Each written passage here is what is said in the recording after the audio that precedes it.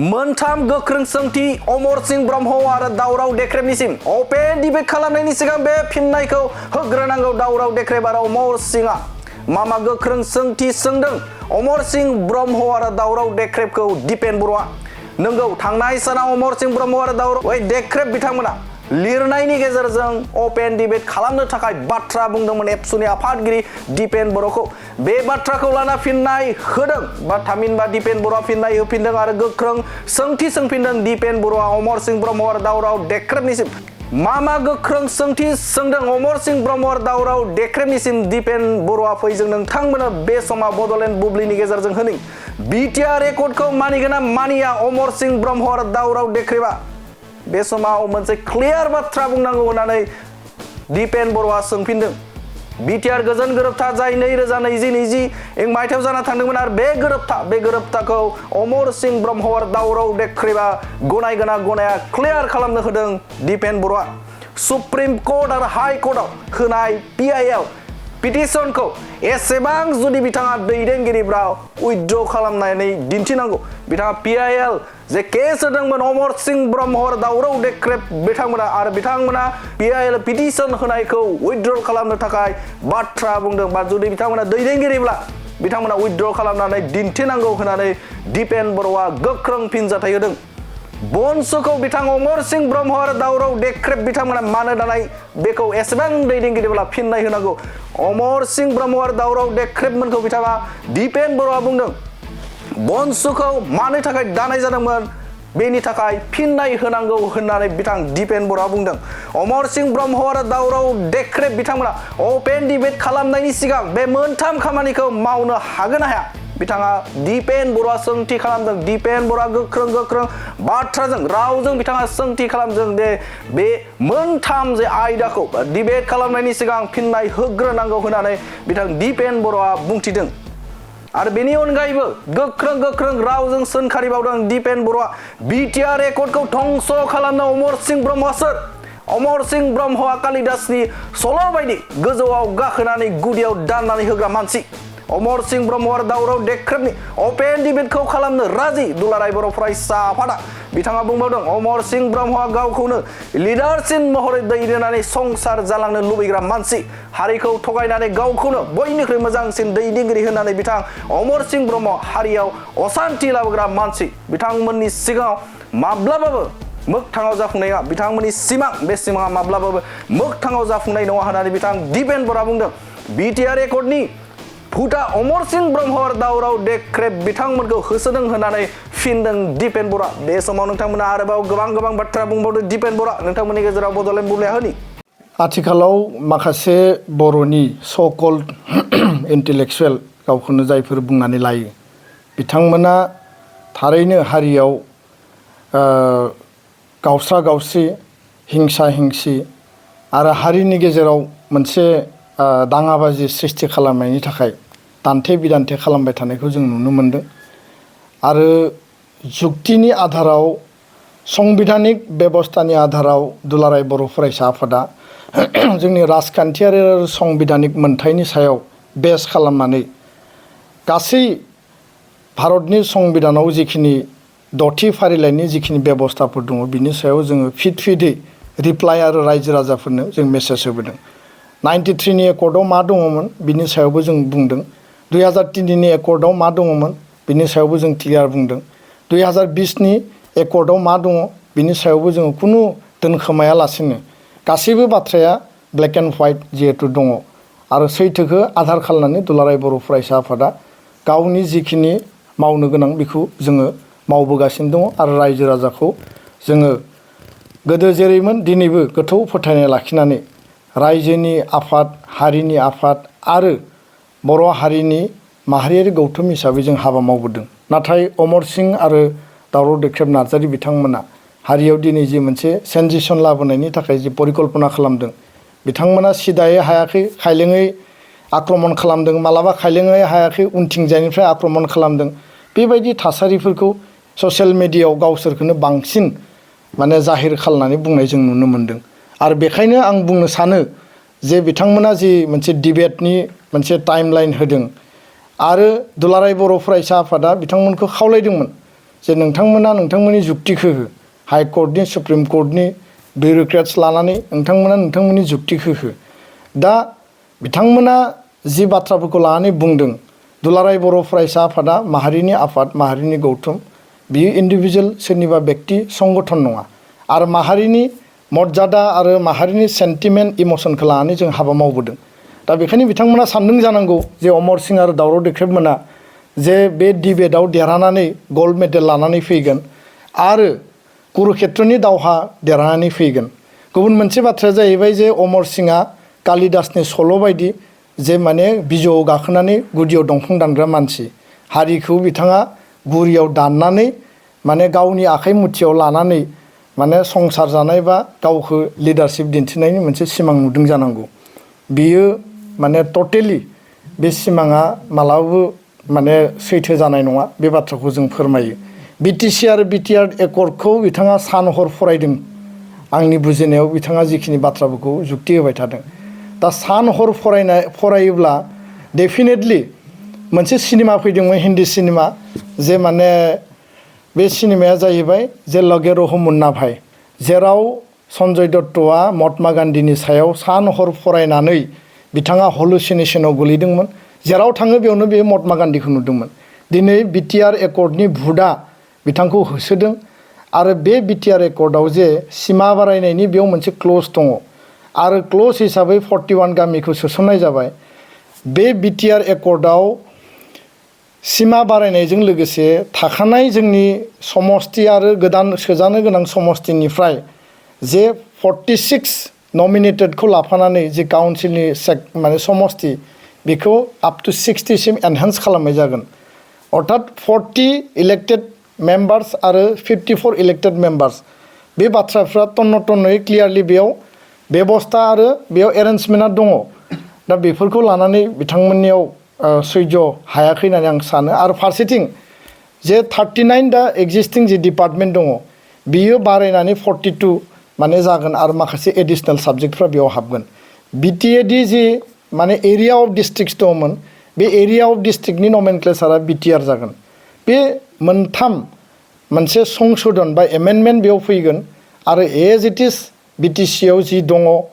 Age it इज बिटिआरनि एकर्डआव जि दङ बे एकर्डनि माने जिखिनि क्लज बिनि इमप्लिमेन्टेसना बेबायदिनो माने क्लियार काट दा बेखायनो बिथाङा जिफोर बाथ्राफोरखौ बुंदों जुक्ति गैयै बाथ्रा आरो नोंथांमोना नैबे जे पिआइएल बिथांमोना होदों नैबे कपिया बे गुवाहाटी हाइकर्टआव पिआइएल नं 2021 आरो बे 2021 नि पिआइएल केस बिटिआर एकर्डनि सायाव जि होदों बे एकर्डआव बिथांमोना एकर्डखौ नाल एन्ड भइड खालामनो एकर्डखौ धंस खालामनो थाखाय जि मोनसे कनस्पिरेसि खालामदों आरो बे कनस्पिरेटर मानसिफ्रा दिनै जोंजों डिबेट खालामनो ओंखारदों जायफोरा एकर्डखौनो एक्सेप्ट खालामनो हायाखै आं अमर सिंखौ सोंनो नागिरो अमर सिंआ सोर आरो जुदि अमर सिंआ बिटिआर एकर्डखौ बियो एग्रि खालायोबा we are ready to debate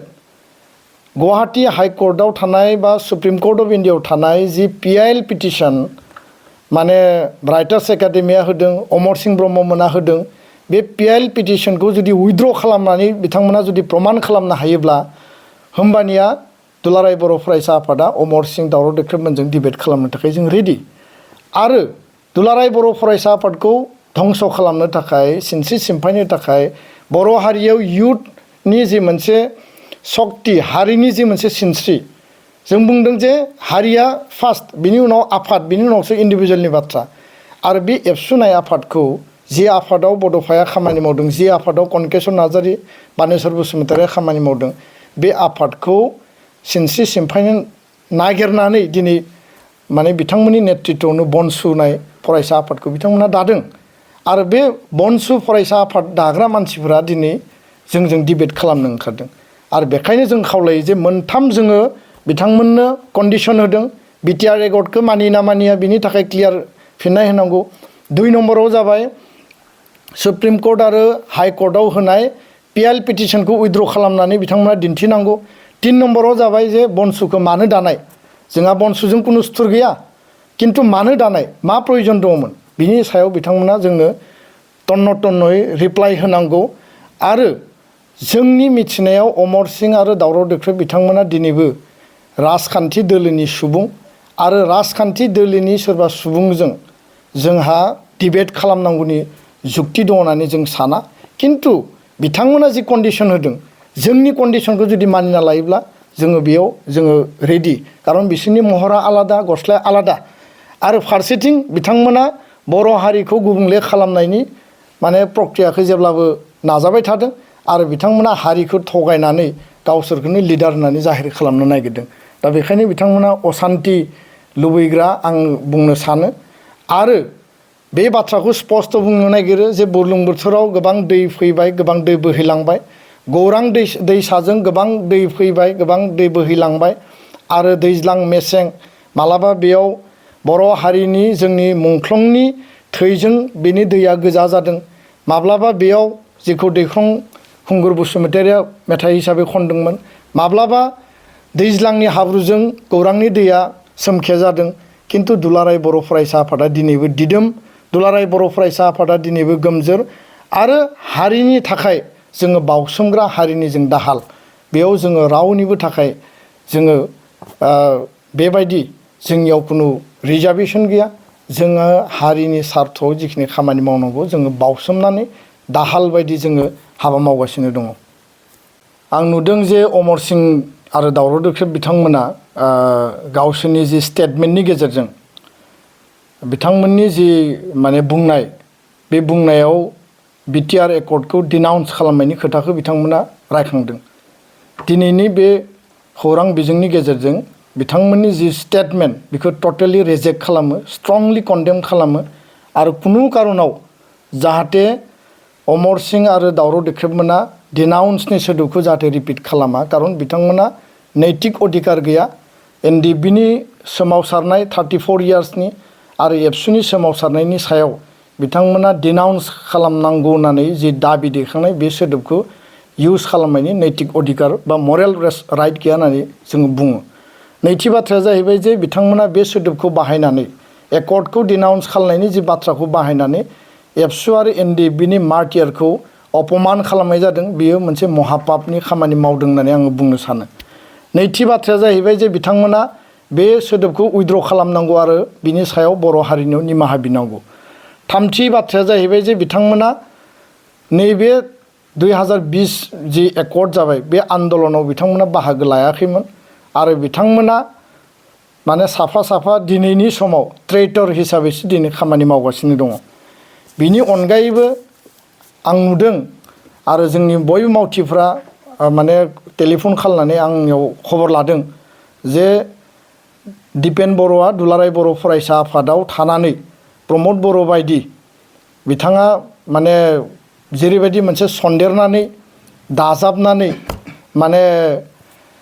सरकार आरो बेसरकारि आफादनि गेजेराव आरो माने एबसुआव बिबान लाग्रा मानसिफोरखौ जि मोनसे बदनाम खालामनायनि जि मोनसे परिकल्पना, जि मोनसे प्लेनिं, जि मेलाइन खालामनायनि मोनसे जि परिबेस सृष्टि खालामनो नागिरदों, बे बाथ्राया टटेलि माने फल्स। आरो बे बाथ्राखौ लानानै आङो स्ट्रंलि बुंनो नागिरो जे दुलाराय बर' फरायसा आफादाव खामानि मावनांगौखायनो आरो हारिनि आरो एकर्ड इमप्लिमेन्टेसननि खामानि मावनांगौखायनो दुलाराय बर' फरायसा आफादनि बिबान लानानै एबसुनि साफ्रोमबो मावथिफ्रा सेल्फलेस भलुन्टारि खामानि मावगासिनो दङ। दिनै जोंनि एबसु अफिसा, जोंनि जिल्ला, जोंनि इउनिट, जोंनि आन्सलिक अफिसा बर' हारिनि थाखाय जोङो जेरैबायदि बावसोमनानै खामानि मावदों बिनि सायाव अमर सिं आरो दावराव देख्रेबा मालाबा खबर लादों नामा? जोंनि मेल मिटिंखौ खुंनो थांनायाव जों माबायदि खामानि मावनो गोनां जादों अमर सिं आरो दावराव देख्रेबा खबर लादों नामा? आरो बेखायनो आं बुंनो सानो क्लियारलि जे बिथाङा बुंदों जे दिपेन बर'आ रां आरजिनायनि थाखाय बा राजखान्थि गादि लानायनि थाखायसो दिनै खामानि मावगासिनो दङ होननानै। आंनि स्पस्ट मतामत, आंनि स्पस्ट स्टेटमेन्टआ जाहैबाय जे एबसु आरो बर' हारि लोगोसे एकर्ड इमप्लिमेन्टेसननि सार्थआव 2022 सनाव 2021 सनाव साबजेक्ट टिचारनि साख्रिखौबो आङो नागारनानै हारि आरो समाजनि खामानि मावनो जाहाथे समखौ आङो बांसिन मोनो बे खामानिखौ आङो गावनो डिसिसन लानानै मावदों। गुबुन फारसेथिङै 2020 सनाव बिटिआर एकर्डनि उनाव रौता समस्ति बा उदालगुरिनि बा बिटिआरनि जिकुनु मोनसे समस्तियाव जोंनि बारग' दैदेनगिरिफ्रा जेरैबायदि राजखान्थि बा सरकाराव थानानै माहारि सिबिनायनि थाखाय खामानि मावहैदों सेम प्लेनिं पलिसिखौ आंबो लानो हायोमोन आंबो गेलेनो हायोमोन बे समाव रौता समस्तियाव कन्टेस्टेन्टआनो गैयामोन नाथाय आं बेखौ मावाखै 2021नि एमएलए इलेक्शनाव उदालगुरि समस्तिनि मोनब्रै समस्तियाव जायखिजाया समस्तियाव आङो गेलेनो हायोमोन किन्तु एकर्डनि सार्थआव आरो लोगोसे नैबे जि हारिनि सार्थआव बेखिनिखौ सेक्रिफाइस खालामदों बेखायनो रायजो राजानि सिगाङाव आंखौ आरो आंखौ लानानै एबसुनि मावथि बिबानगिरिफोरखौ बेबायदि माने थिखा थुख्लि मावदों ओरैबायदि मावदों नायनि जि मोनसे मेलाइन खालामनो नागिरनाय जि अमर सिंह आरो दावराव देख्रेबनि जि मोनसे प्रपागान्डा जि अपप्रचार बेयो टटेलि बेसलेस आरो बिथाङा एबसु अफिसाव थांनानै नायो एबसु अफिसाव मा जादों मा लोंदों हारिनि थाखाय बोरै बावसोमदों बिनि थाखाय बिथांमोना हुस दंना गैया आं बिथांमोननियाव प्रश्न खालामनो लुबैयो आरो दिनै आं बे बाथ्राखौबो क्लियारलि बुंगोन जे अमर सिंह ब्रह्मआ थांनाय 30 बोसोराव बिथाङा मास्टार मावनानै बिनि उनाव हाग्रामा महिलारिनि आशीर्बादाव इन्सपेक्टर अफ स्कुल माने स्कुल इन्सपेक्टर एसआइ मोनबाय बिनि उनाव आइसिबिअ जाबाय बे 30 बोसोराव अमर सिंहआ आंखाल गैयामोन साख्रि मावनाय समाव 17 बोसोर बिपिएफनि सरकारनि समाव बिथाङा आंखाल गैयामोन किन्तु दिनै बिथाङाव आंखाल नुजादों बे बाथ्राखौसो जों सोंनो लुबैयो आरो फारसेथिं आंनियाव जि रिपर्ट आरो तथ्य दङ माने जायफोरा जोंनो रिपर्ट हरदों आं खोनादों आं मिथिदों जे इभेन बिथाङा सासे कराप्टेड आरो कमिसन लाग्रा मानसि माने स्टुडेन्टनिफ्राय आरो सोरबा गार्जेननिफ्राय जुदि एटेस्टेड खालामनांगौ जायोब्लाबो दिनैनि टाइमाव सेल्फ एटेस्टेडा जायो बै समाव सोरबा माने नोङो गेजेटेड अफिसारनि माने सिगनेचार नांगौमोन मेडिकेल अफिसारानो जा बा सोरबा अफिसारानो जा इभेन बिथाङा एटेस्टेड खालामनायनि नामाव 100 200 300 थाखा लानाय बेबायदिबो तथ्य दङ होननानै जोंनो माखासे मानसिफ्रा मिथिहोदों दा बेखायनो अमर सिंह माने जिखिनि बाथ्राखौ बुंदों बे बाथ्राया टटेलि माने बेसलेस आरो बिथाङा सेल्फ सेन्टार्ड सासे निकृष्ट आखुनिसो बा मेनारलेस केरेक्टारलेस सुबुं होननानैसो जोङो बुंनो सानो अमर सिंह आरो दावराव देख्रेब बिथांमोननि जि स्टेटमेन्ट बे स्टेटमेन्टआव बिथांमोना एकर्डखौ लानानै जिखिनि माने कुइसन खालामनाय बिथांमोननि नोजोराव बिथांमोननि मेगनाव गोलैया जे 2003 सनाव जि बिटिसि दानाय आरो बिनि जि एमअएस बे एमअएसआव जिखिनि इमप्लिमेन्टेसन जाबावनांगौमोन आरो बेखिनिया इमप्लिमेन्टेसन जायोबा गोबां जेंनायानो जोंहा जोबगौमोन वेरेस बे समाव सेन्ट्रेलाव इउपिए स्टेटआव कंग्रेस आरो काउन्सिलाव बिपिएफ सेन्टार स्टेट इउपिएनि मोनसे 3 टायार सरकार हाग्रामा महिलारिनि पावारफुल सरकार बिथाङा सासे किं मेकारमोन बै समाव बयजोंबो बाख्नायजानाय बा मोननाय सासे दैदेनगिरिमोन किन्तु अमर सिंह आरो दावराव देख्रेब बिथांमोना नुवाखिसै जे बेबायदि मोनसे पावारफुल सरकार थानाय समाव एबसुलेट मेजरिटि सरकार थानाय समाव 2003नि जि एकर्डआव 95 एडिशनेल भिलेजै सोफानांगौमोन बिटिएडिआव बे 95 एडिशनेल भिलेजआ बे 15 बोसोराव सोसननायनि थाखाय कुनु स्पेसखौनो मोनासै एकर्डनि इमप्लिमेन्टेसननि दिल्लीयाव रिभिउ मिटिं जायोमोन किन्तु बे रिभिउ मिटिङाव फैसा बिनायनिल'सो रिभिउ मिटिं जायोमोन होननानै जोङो खोनाबाय थायोमोन बेसेबां सैथो जों मिथिया किन्तु 95 भिलेजआ मानो हाबासै बिनि सायाव अमर सिंह आरो दावराव देख्रेबा मा बुंनो नागिरो बिनि फेलारा सोर बे बाथ्राखौ आङो अमर सिंह आरो दावराव देख्रेबनो प्रश्न खालामदों गुबुन मोनसे 534 गहपुराव मार्टियार जादों मासाकार जादों 1.5 लाख मानसिया अरुणाचलाव गेगं आपांनि सरकारनि टाइमाव शेल्टार लानो गोनां जादों बे समाव 2003 आरो 1993नि एकर्डआव सनितपुर बिश्वनाथ गहपुरखौ मानो सोसननायनि थाखाय मेक्सिमाम लेभेलनि मानो खस्थ' खालामनाय जादिया बा मानो बेबायदि मोनसे परिबेस लाबोनाय जादिया बे जोंनि गिदिर मोनसे सोंलु बिथांमोननिसिम आरो 3 नम्बराव जाहैबाय जे कार्बि आंलंनि जि एसटि हिलनि इस्यु थांनाय 17 बोसोर 2003निफ्राय आरो दा 3 बोसोर टटेल 20 इयार्सआव दिनै कार्बि आंलंनि एसटि हिलनि इस्युआ दाबो मानो रिजल्भ जायाखै 17 बोसोराव सेन्ट्रेल स्टेट काउन्सिल इउपिए माने 1 आरो 2 एनडिए 1आव सर्बानन्द सनवाल मदिनि टाइमावबो हाग्रामा महिलारि बिथाङानो दङमोन आरो अमर सिंह ब्रह्म दावराव देख्रेबमोनाबो बै समाव बे हानजायावनो मोनसे एक्टिभ रल पलिटिकेलि बिथांमोना पजिशन लानानै खामानि मावदोंमोन। बे कार्बि आंलंनि एसटि हिलनि इस्युआ मानो डिप्राइभ जाखो, मानो दाबो रिजल्भ जायाखिसै, 17 बोसोराव मानो जायाखिसै, आं अमर सिंह आरो दावराव देख्रेबनायाव बिनि सायाव कुइसन खालामदों। गुबुन मोनसेया जाबाय जे 39टा डिपार्टमेन्ट बिथांमोना जिखौ लानानै काउन्सिला गावनो बानायनो हानाय माने अधिकार दङ, काउन्सिलनि पावारखौ लांनो नागिरदों। काउन्सिला जोंनिया 39 डिपार्टमेन्टआनो जों गोसोबायदि सालायनो हायो, जोंनो गासिबो क्षमता होदों। सालायनो हानायनि क्षमताखौ 39 साबजेक्टखौ ट्रेन्सफार खालामनानै होबाय काउन्सिलाव। माब्रै सालायनांगौ, इडुकेसन डिपार्टमेन्टनि सालायनायनि रुल आरो ल'आ मा, बिनि अनगायैबो पिडब्लिउडिखौ मारै सालायगोन, नोङो पिएनआरडिखौ बोरै सालायगोन, डाब्लिउपिटिखौ बोरै सालायगोन, लेन्ड एन्ड रेभिनिउ डिपार्टमेन्टखौ बोरै सालायगोन, फरेस्टखौ नोङो एनभायरनमेन्टखौ बोरै सालायगोन, बिनि 17 बोसोराव मानो ल' बानायनाय जादिया, मानो रुल बानायनाय जादिया, मानो मोनसेबो रुल आरो ल' मानो पास जादिया, बिनि दायनिगिरिया सोर? क्षमताखौथ' होबाय नोंनो साबजेक्टखौ, खिन्थु रुल आरो ल' बानायाबासिनो माने काउन्सिलखौ जे सालायबाय आरो रुल आरो ल' बानायोबा काउन्सिला जे मोनसे माने फुल फ्लेजेड क्षमतानि मोनसे माने बिगोमा जागौमोन, बेयाव मानो फेलार जाखो? दिनै बिथांमोना साल' खोथाखौ बुङो, सिङाव हाबनानै मालाबा बुंफेराखै। फारसेथिं बे एकर्डआव लिरनाय दङ जे लेन्ड ल' आरो रुलनि बाथ्रा। 6 सिडुलनि लेन्ड ल' आरो रुलआ मा? दिनै ट्राइबेल बेल्ट एन्ड ब्लकनि प्रटेक्सनखौ जों लागासिनो दङ, 6 सिडुलनि प्रटेक्सनखौबो जों मोननांगोन। आरो बिनि प्रटेक्सननि रुल आरो ल'खौ 17 बोसोराव मानो बानायनाय जादिया बा 15 बोसोराव मानो बानायनाय जादिया, बिनि सायाव बिथांमोना मानो प्रश्न खालामा थांनाय सरकारखौ? खारन लिडारफ्राथ' दिनैबो दङ, दिनै अपोजिशनाव दङ, बिथांमोनाबो भइस रेज खालामनांगौ। रुलिं आरो अपोजिशन काउन्सिलनि सार्थनि थाखाय कमन एजेन्डा, कमन इन्ट्रेस्टआव मालाबा डिसिसन लानांगोन, खामानि मावनांगोन। जायखौ जोङो भारतनि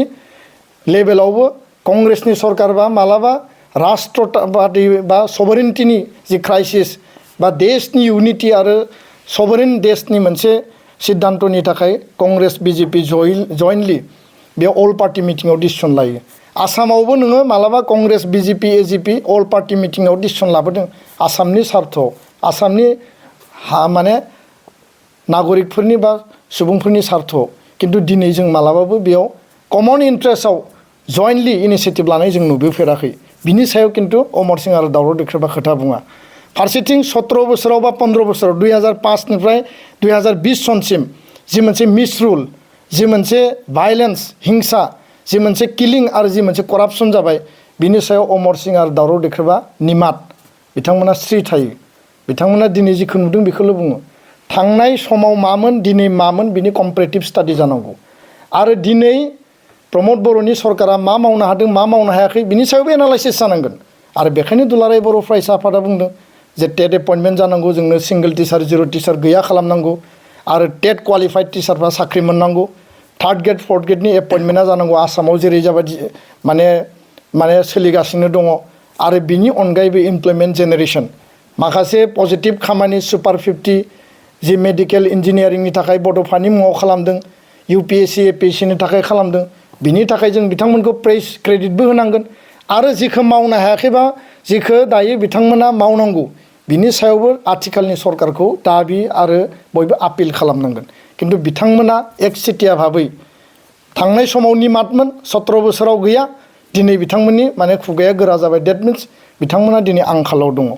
आरो राजखान्थियारि पलिटिकेल जि किलिं दंमोन, बे पलिटिकेल किलिंआव 2008-9आव नैबे किलिं इनिगमा इन बिटिएडि एबसुआ जिखौ दिहुननो बाध्य जादोंमोन बै समाव, इलिगेल आर्म्सनि माने बलि जानांदों। बिथांमोननि जास्टिसखौ मानो बिदिया? बिथांमोना बुंदों जे उमुगाव एनकाउन्टार जादों, उमुगाव एनकाउन्टार जादों। येस, एबसुआ जास्टिस नागिरदों, गुबुन आफादाबो नागिरदों, जोङो बेयाव दाबि खालामनांगोन। खिन्थु 2008-9आव प्रफेसार थैबाय, जार्नालिस्ट थैबाय, सोरबा एक्स BLT थैबाय, एक्स NDFB थैबाय, आरो साधारन समाज सिबियारि मानसिफोर थैबाय। कुनु माने बिमा बिफा गैया, सोर बुथारखो, मानो बुथारखो, सिलाया सोरनिमोन, कुनु बेबायदि माने हिसाब गैया। बे पलिटिकेल किलिंनि सायाव बिथांमोना निमात, जायनि थाखाय NIA आरो CBI इनकुवारि खालामनो बाध्य जादोंमोन। 2008, 2012, 2014आव बे समाव जे कमिउनेल राइट जाबाय, असान्ति मोनसे थासारि, बर' हारिनि धन जन मानसि दुमसि थैनो गोनां जाबाय, 2012 बर' बांगाल दावराव जाबाय 2 लाख मानसिखौ होना हरबाय होननानै फुर्ति मोनबाय बै समनि सरकारा बिनि उनाव 4 लाख मानसिखौ माने सनिया गान्धी मनमोहन सिंहनि तरुण गगैनि माने प्रेसाराव बै समनि सरकारा 4 लाख मानसि लाना फैनांबाय होना हरबाय 2 लाख लानानै फैबाय 4 लाख न' बां बानायनानै होबाय हा हु होबाय बिनि सायाव बिथांमोना दिनै जेबो बाथ्रा बुंनो नागिरा दा जों बेफोरखौ लानानै दिनै आरोबाव गोदानै हारियाव मोनसे बेबायदि गावस्रा गावस्रि थासारि खालामनो लुबैयाखै किन्तु अमर सिंह आरो दावराव देख्रेबा मानि थाखाय दिनै स्रि जानानै दङ कमिसन आरो करापसननि जुदि बाथ्रा बुङोब्ला आइवाइ न' गोबां आइवाइ न' बानायनाय जायाखै बै समाव जायनि थाखाय एबसुआ आरटिआइ खालामनो बाध्य जादोंमोन जब कार्डआ भिसिडिसि चेयारमेननियाव थायोमोन कुनु जब कार्ड हल्डार साधारन मानसिया आखायाव मालाबाबो जब कार्डखौनो नुवासै गासिबो फैसाखौ भिसिडिसि चेयारमेना दिहुनो आरो 1100 1500 मोनोबा 200 300 हाजिरा होनानै हरो बे थासारिखौ अमर सिंहआ मानो नुवाखिसै 125 टाकानि कम्बलखौ